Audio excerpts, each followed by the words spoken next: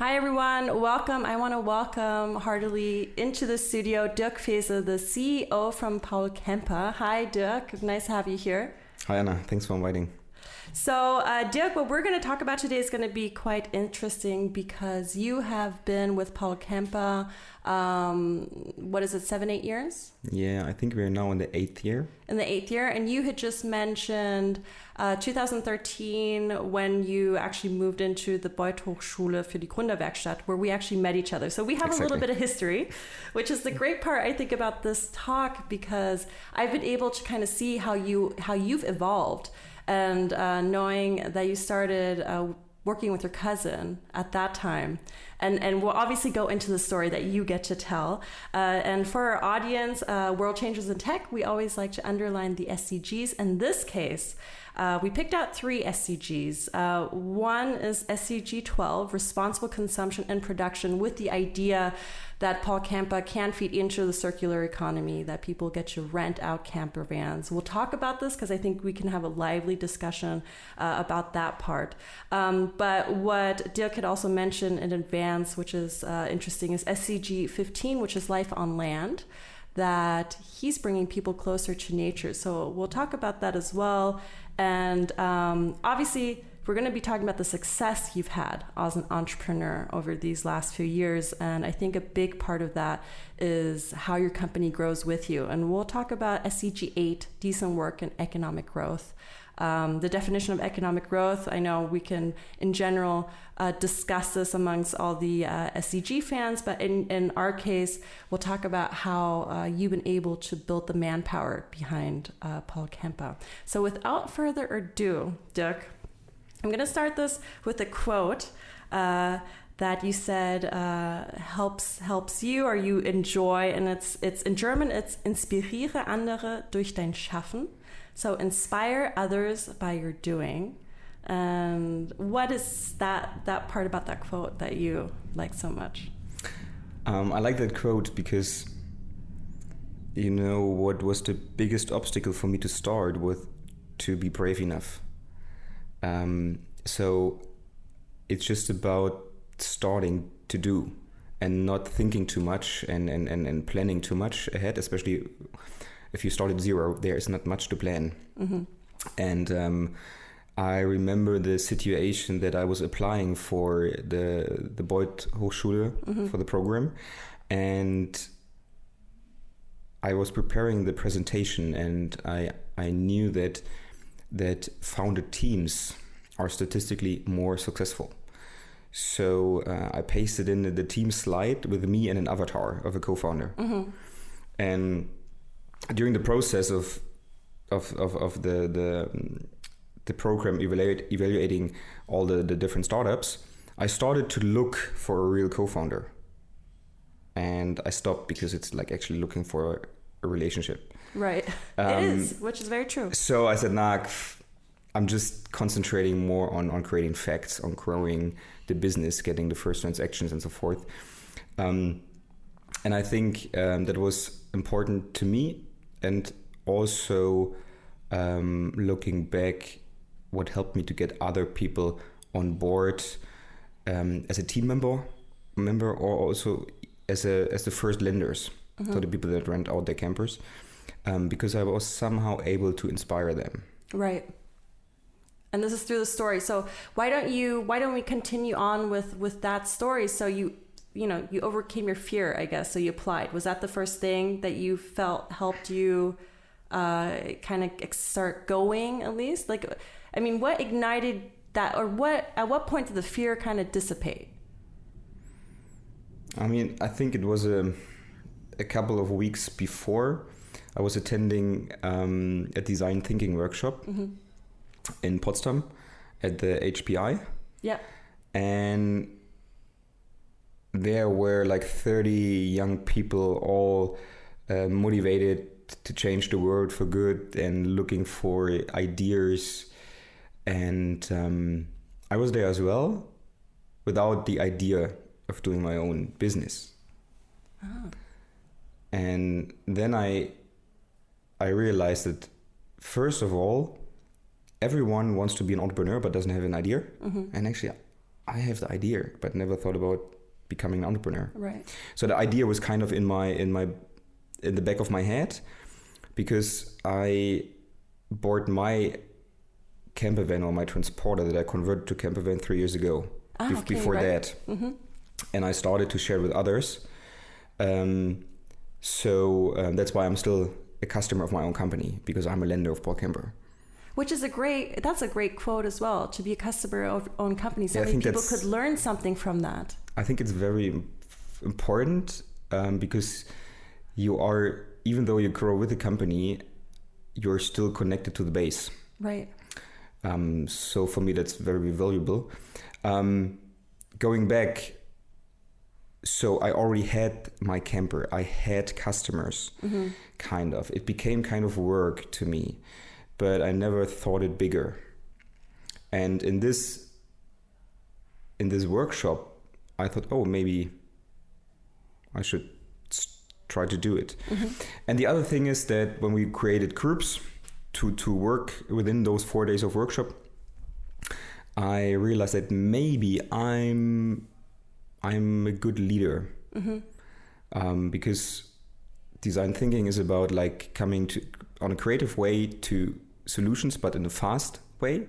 So it's time boxed, and I'd say that I'm not a person that needs to be in the middle. But if everything is unstructured, mm-hmm. I like just go try to structure it and say, okay, like we need to be ready in 5 minutes, and who wants to do that, blah, blah, blah, all that stuff.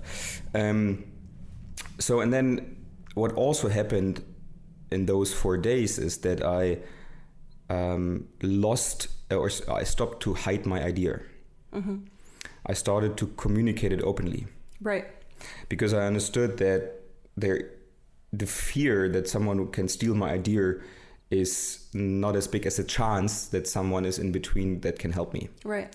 And they're all so busy with their stuff and it's very specific, and especially at the beginning, the whole idea is based on your belief. Right. So no one will take it away. And then after that, so that workshop was very enlightening to me and motivating. And people started to help me and say, wow, that's great. And yeah, you should do it. So it was like... So you had the opportunities kind of come towards you, or the boost from the people once you opened up. Yeah, there was one main factor. I mean, it was a process in the end, but that was like one main factor. And then I realized, okay, it's why I'm not starting. Mm-hmm. I'm not starting because I dared to fail. And then I understood it's not about failing, it's just about trying. Mm-hmm. That was one thing. And the other thing I realized is, come on, I'm living in Germany. And what does that mean? What did that mean to you then? That meant I just can win. I can't lose. So I won't, because even if it fails, I won't need to sleep under the bridge. Yeah. So actually Germany is one of the most favorable countries in the world to start something, to try out. That is an interesting, quote, but that's interesting you say that, because usually we look to the other side of the pond, to the US, because we say, oh, that's where people take more risks, there's more finances there. But continue on with your thought, because it's actually almost counterintuitive to what I've usually heard about founding or starting in Germany. But continue. That's great. I think that's it. There's not much to continue. Mm-hmm. That was a realization. And yeah. So then another thing is that the people that wanted to help me then came up with this Hochschule program. Mm-hmm. With you call it grant, right? And like a stipend grant, yeah. Yeah. And so they gave me the hint where to find it. Mm-hmm. And it was hard to find, actually. So, and then I discovered it, and I read, okay, you can apply for that with a classical business plan. Mm-hmm. And you have to submit it until 30th of October 2012. Mm-hmm. That's why I still have the dates in my mind. And we had the 22nd of October 2012. So then I was writing my first and last business plan, to be honest. And your last business plan, exactly. Right? Okay. And in 8 days and nights. And you can have different opinions about business plans. What it's always good is not for the recipient, but for yourself to structure a bit everything. So for me, it was clear. I had a picture of the customer, I had a picture of the product and so forth.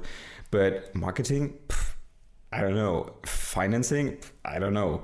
But you needed to model something. And for me, back like 8 years back, when I tried to make a 5 years planning and needed to come up with a figure of how many campers I will have on the platform, I said, oh, okay, I would need to have 3,000-4,000. Oh shit, that's not realistic. Yeah.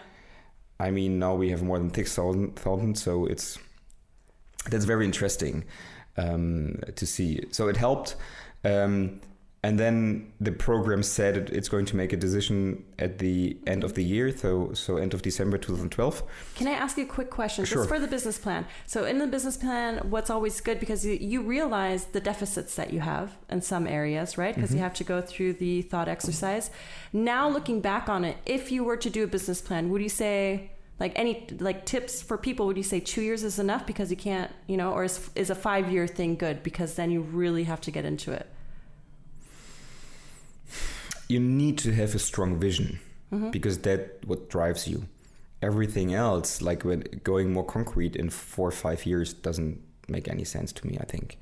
But what it helps you is to understand, you assume like what you, depending on the business model, of course, like what you earn, the basket size, how many customers, you get an idea of how much you need in order to make it somehow profitable or whatever your goal is.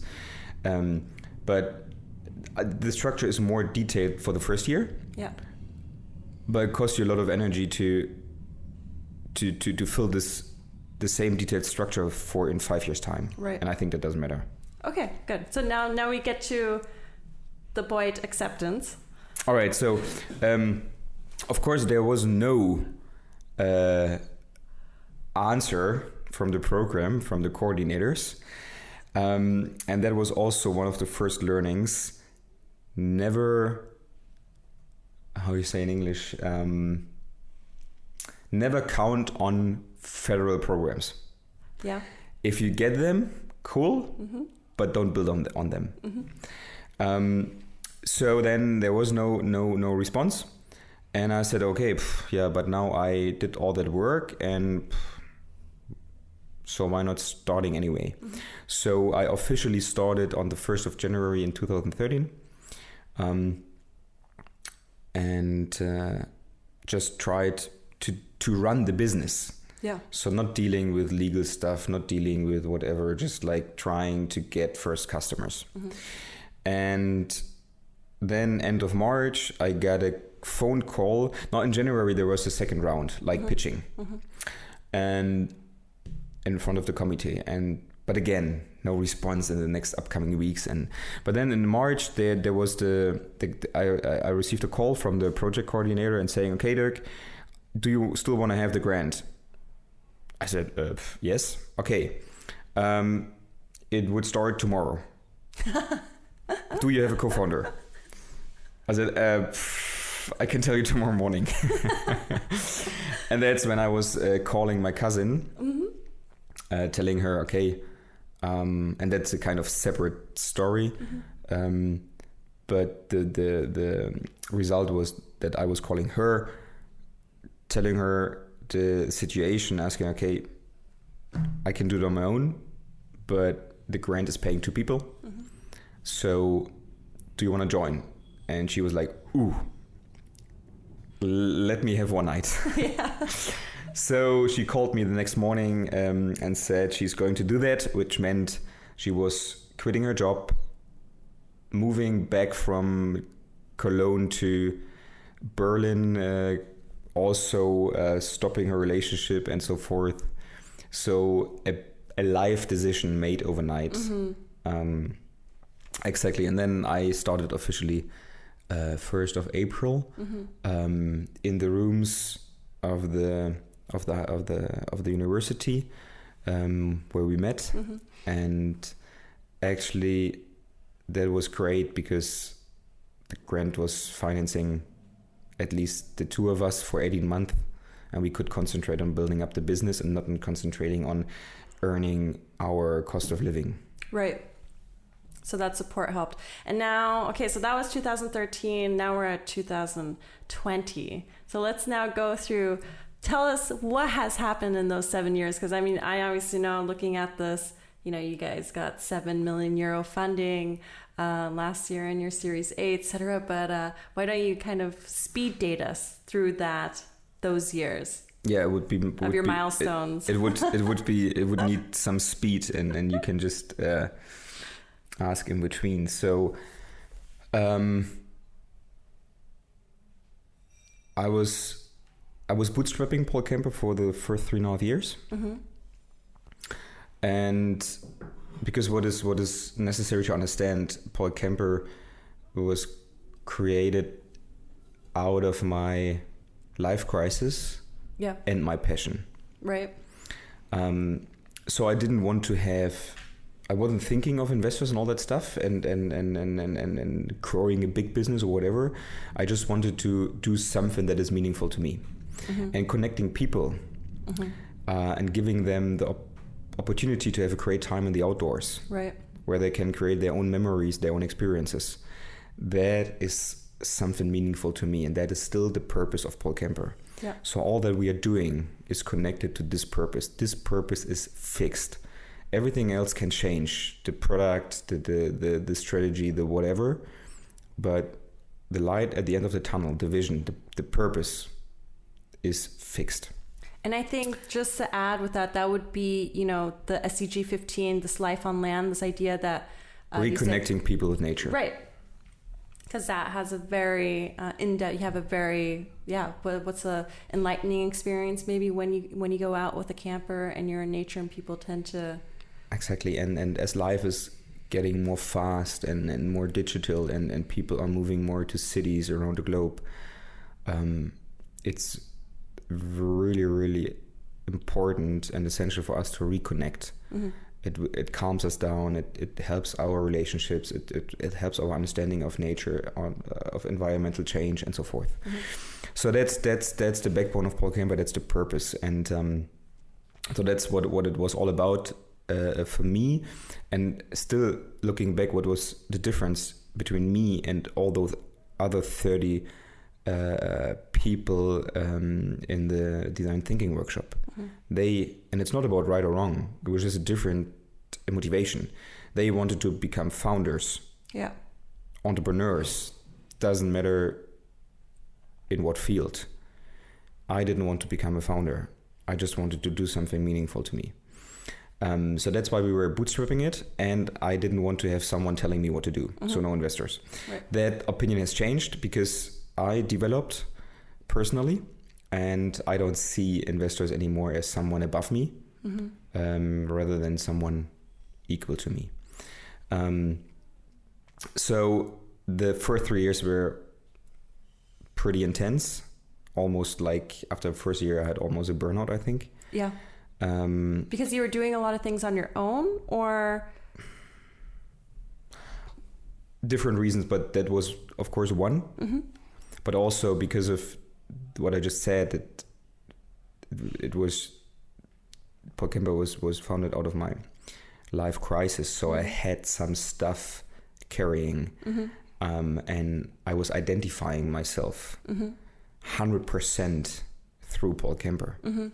So there was no Dirk anymore. Right, I see. And I needed to learn to also have, after jumping into that, to also have a private life. Right, which is a valuable lesson, because surely there's tons of founders that identify themselves, or even people who identify themselves so strongly with work that you tend to forget a part of yourself. So exactly, and it's always a question of the balance, because you need to identify, of course, especially at the beginning.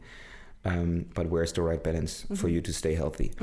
And you just mentioned lessons. I mean, the last 8 years were just lessons, and every day actually is a lesson. And that's why I love it.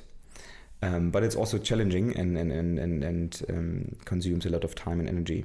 So after three years, I was going on vacation again. It's funny having a vacation business, but not being able to go on vacation.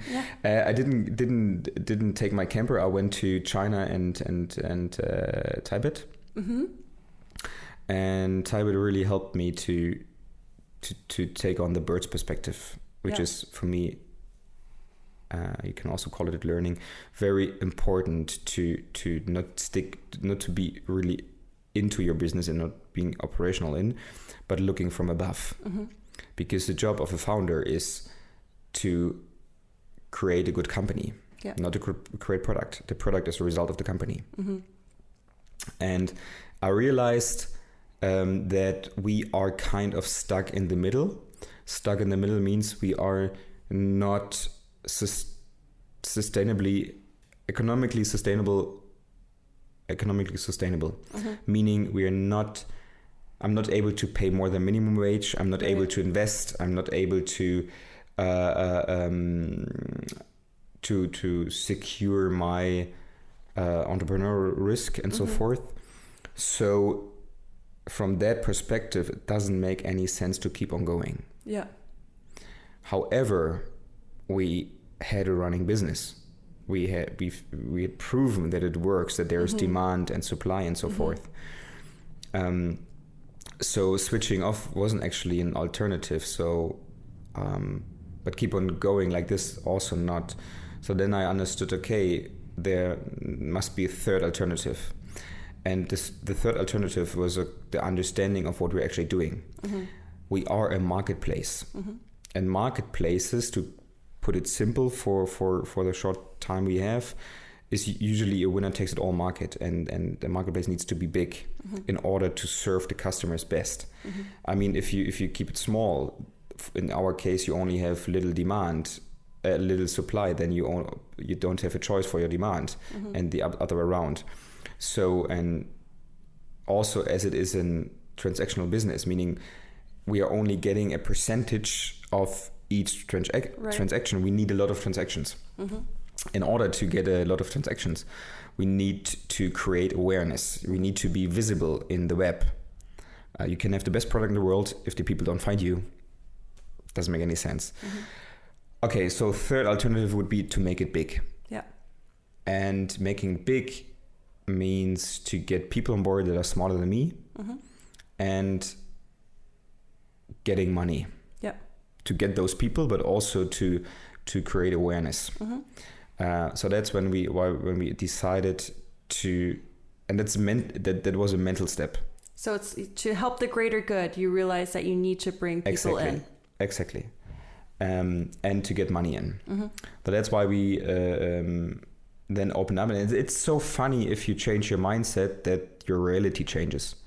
Suddenly other people pop up. I mean, the people were there before, but you haven't seen them because you had shutters on your eyes. Exactly.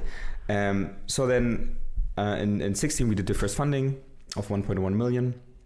We started to implement a senior management team. Then we also had some money now to operate a marketing team, to have some marketing budget. We didn't have that. So the first 3.5 years, no marketing at all. We built up a great brand without knowing. I mean, we had intuitively the knowledge how to do that, but not the trained knowledge or anything. So we were really customer focused, just trying to deliver the best experience for the customer, even though everything was manual, no tech at all. And then we could speed up, and we did the second funding in 18, that was a bit more than 3 million. And also the management invested, which is a great sign, if they believe. And last year we did the Series A of about 7 million, and only with international investors anymore, and marketplace investors. So also a big learning about the right investors to take on. We wanted to do our Series B end of this year, but due to Corona, it's a bit it's a bit challenging, not because of our numbers, they're even better, but the external capital market. So we decided to do a bridge round. That's what we're currently doing. And we will do the Series B and now summer next year. Right. So that's where we are now. We used to be 75 people before Corona. Now we are around 50.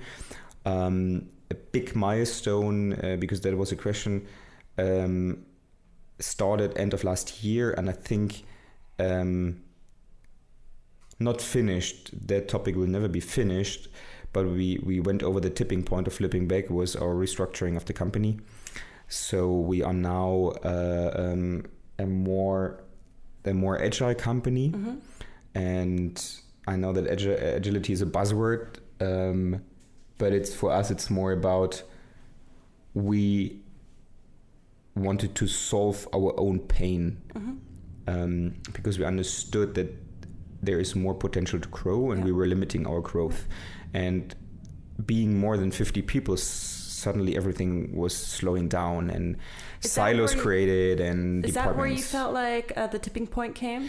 No, the tipping point, I meant something differently with that. We understood that we need to change the way how we work, in order to be more efficient and faster and so forth. But what I mean is in terms of people, like your own feeling as we're growing, did you feel like it's like for you 50 was kind of that moment where you realized you're not a small company, you're like a medium going to a larger? I don't know if it's, I mean, that it was a fact, but the realization was more, shit, we're not growing that much anymore. I mean, we're still talking about high growth, but somehow we felt now that there's more possible. You felt stuck. But everything is slow and without structure, and that's actually very interesting and maybe a contradiction, because I would advise everyone to just start without a plan, but someone you need to switch. And you need to move on more systematically, to understand your growth mechanisms. How does the business actually work? Where on what should you prioritize? And so forth. So we were just like at the beginning, and probably with most businesses, you just, if you hit a spot, a pain or something, you just start, and it's somehow the customers come but that is still the phase of picking the low-hanging fruits. And there will be a time when you need to mature, right? To mature the company and to approach everything more systematically in order to grow and have a real impact. And that's what we started end of last year, and we are in the middle now. And what I meant with tipping point is that when you try to transform a company from a hierarchical understanding and system and mindset towards a more agile company where you have more cross-functional teams and more participation of the team members, but also more power to the team, then this transition is pretty hard. So usually it takes you like 2 to 4 years, and 90% of the companies turn back after 1 year. Yeah. Because usually you try to transition just one part of the company, but that doesn't work, because it's a totally contradiction to the other system within the company, within the same company. So that's what I meant with flipping back. Like, I'd say like 6 to 8 weeks looking back, there was still a higher probability that we flip back to the old system. Right. But I think we are now over the tipping point that we still, there are so many open questions and challenges, and it's just a system. It's like, and no system is perfect. Every system has its advantages and disadvantages. We've chosen this one as a solution for our own pain, and it will be constantly developing. There is no end. So we're approaching our organizational development like our product development. It's we're iterating. We are doing MVPs also within our organization. Right. So yesterday we had a kind of fishbowl discussion with the entire team. How should personal development look like in the future within PaulCamper? Oh, okay. Also all those, for example, salary topics and so forth. Yeah. The fishbowl, we didn't know, does it work or not? It just, we try to treat it like an MVP. What is the assumption behind? What is, and so forth, like, and what was your impression from doing the fishbowl? 23 people were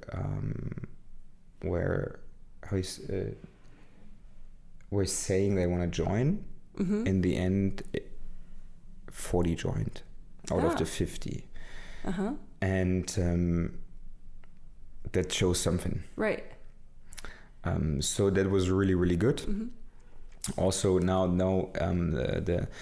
we don't have an HR team anymore or something. We have a people enablement team. That's interesting. No HR team, but so it's rephrased to people enablement team, and I'll let you go into that because I think that's quite intriguing. Because what I'm hearing in terms of what you've done so far is you've kind of gotten rid of the hierarchies. You're opening up communication. Most of them. You're opening up the communication to the team in a transparent way to allow people to engage, to participate. And now this aspect. Please continue with the no HR team. I mean, also we never had an HR team. We had a people team, but that was doing classical HR work. And now we do have like, for example, the former people team consists of a head of people, of a recruiter, and someone doing the administration stuff and so forth. And now it also has an agile coach within. Okay, so you have an agile coach. Okay. Mm-hmm. And it's not fixed anymore. No team at PaulCamper is fixed anymore. So we don't have real positions anymore. We have roles. Mm-hmm. And you can be part of the people enablement team, but also part of the acquisition team. Okay. And those central functions like finance, people, and so forth, they are mostly the later part that get kind of transformed. Mm-hmm. So we're in the middle of that, and we're trying to find each other. And so it's kind of still open where it will end or where it's going to. Mm-hmm. What is essential to understand is that what we at the same time developed is the PaulCamper operating system that gives kind of a frame for the team, for the people to act. And the first priority for PaulCamper is to create user value. Yeah. User value that in turn creates business value. And there are dedicated teams that work on this user value, and the user is the customer. Mm-hmm. And then there are teams like the people enablement team or the data team or the finance team that defines its user as the growth teams. Mm-hmm. So it's a change of perspective, and now, like in most companies, it's like you want something from the HR team or the people team. Now it's the opposite.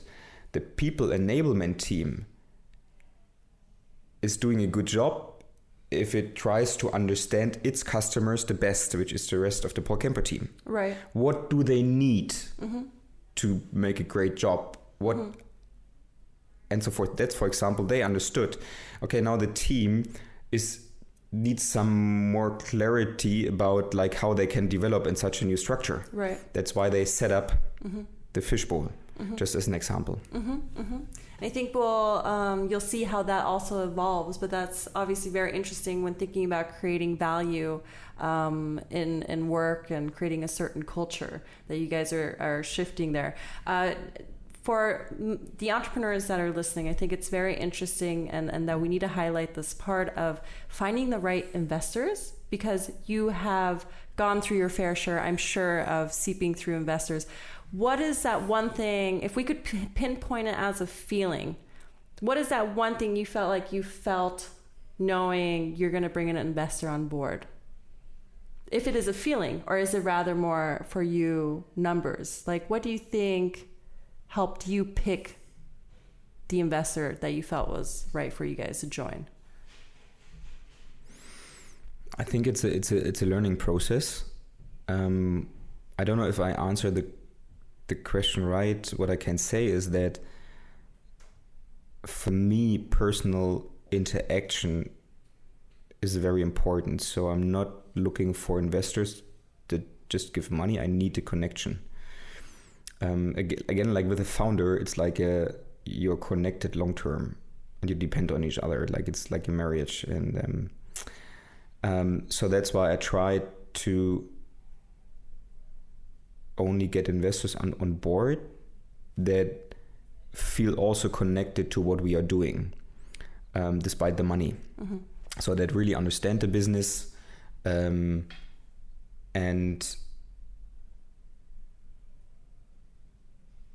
that really understand the business. So maybe it helps better to say how I evolved. So I had no clue about fundraising. I had no clue about like all the legal documents and all that stuff. Even though I have a financial background. Because in the end, fundraising is a psychological game. And it's about selling. Mm-hmm. Fundraising is selling. It's selling a part of your company. And you want to sell at a high price, and the buyers always want to buy at a low price. Right. And one thing I've learned is what someone told me in between: fundraising starts in your head. If you don't believe that your company can become $100 million business, you won't be able to convince investors. Mm-hmm. And also what you need to decide, especially if you take on VC money, you automatically decide to sell the company somewhere. Right. If you don't want to do that, of course you can fake. Mm-hmm. But then you will constantly work against each other, mm-hmm.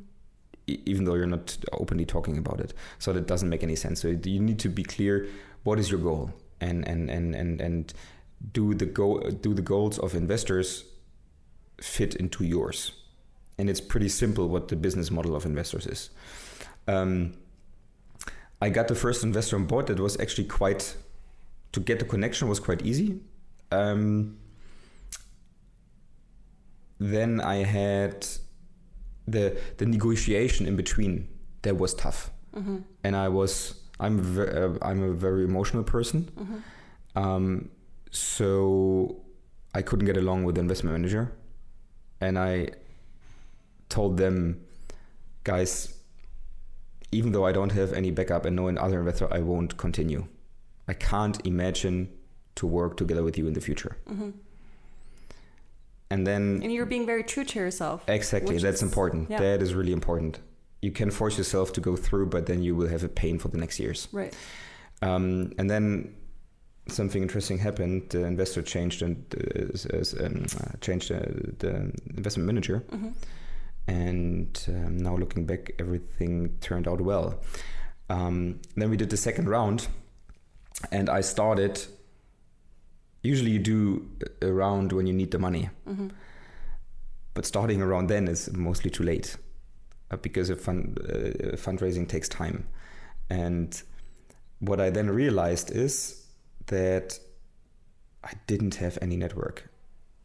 I couldn't approach anyone. Mm-hmm. And cold approach just doesn't work. Mm-hmm. So big learning, you need to build up your investors network mm-hmm. before you fundraise. Mm-hmm. And even after you fundraised, if you know that you need further rounds, you need to constantly work on your network. That's a job of you as a CEO, or maybe you have a CFO in your founders team. Constantly work on that. And in the second round, I was talking, because I was also, there were phases where I was desperate because I didn't have so many contacts. So I was working on each and every one. But it was disappointing because then after 3 months of negotiating, delivering figures and all that stuff, you get a declination that shows you that they just don't get what you're doing. So that's a waste of time. Right. It's a waste of time for yourself, for the investor, and it's demotivating.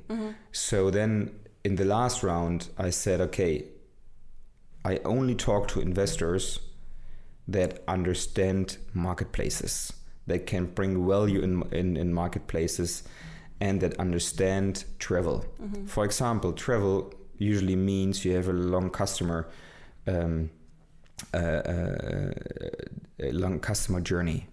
So it's not like an app or clicking and you have the revenue. No, it's a long journey, and you have a seasonal business most of the time, so the retention rate won't be 70%. So talk to those one who understand, and it's much more easy and motivating and good, even though the quantity is limited. So that's what I did, and in the last round I only took on international investors from Norway, Spain, and the US. I thought that was quite interesting, that tidbit. And they really, looking back now, really brought value to the company by their network, by understanding agile companies. So for example, the one investor has also other marketplaces that transform themselves. So we could visit them and so forth. So that was a big help. And one investor didn't really invest much, just $500,000, but has a great network. Yeah, which is also sometimes what we would say half the rent, right? Of course. I can give you a good example or a practical example. We were closing the last round we intended 7 million and we had 6.4, and then we decided to close it and just do a second closing.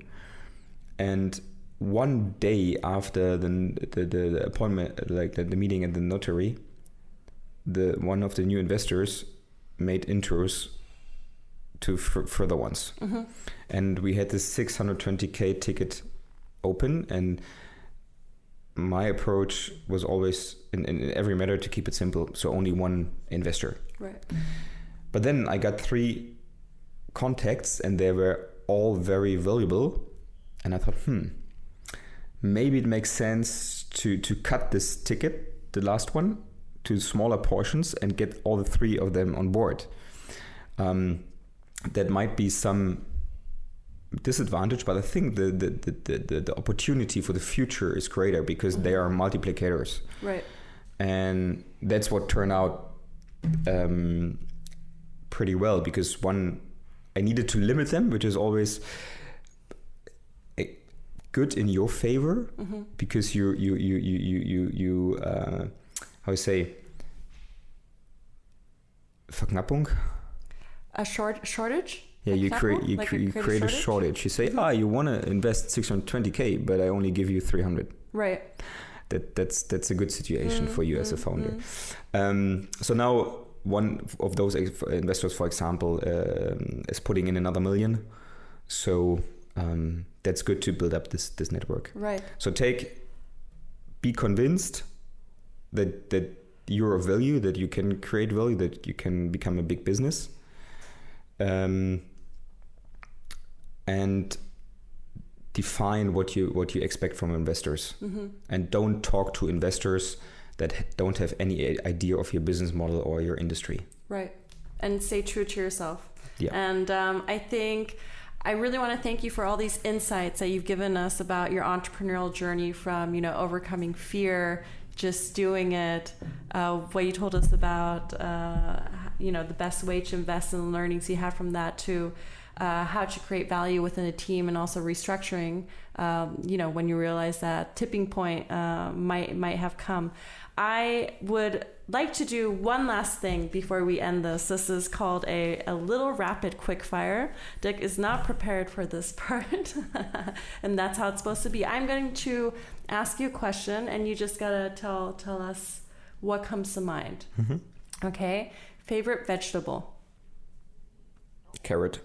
Favorite tech gadget? The entire mobile phone. Mm-hmm. Favorite sport? Sport. Running. Being outdoors means to you? Being free. Country you would like to go to? Arctica.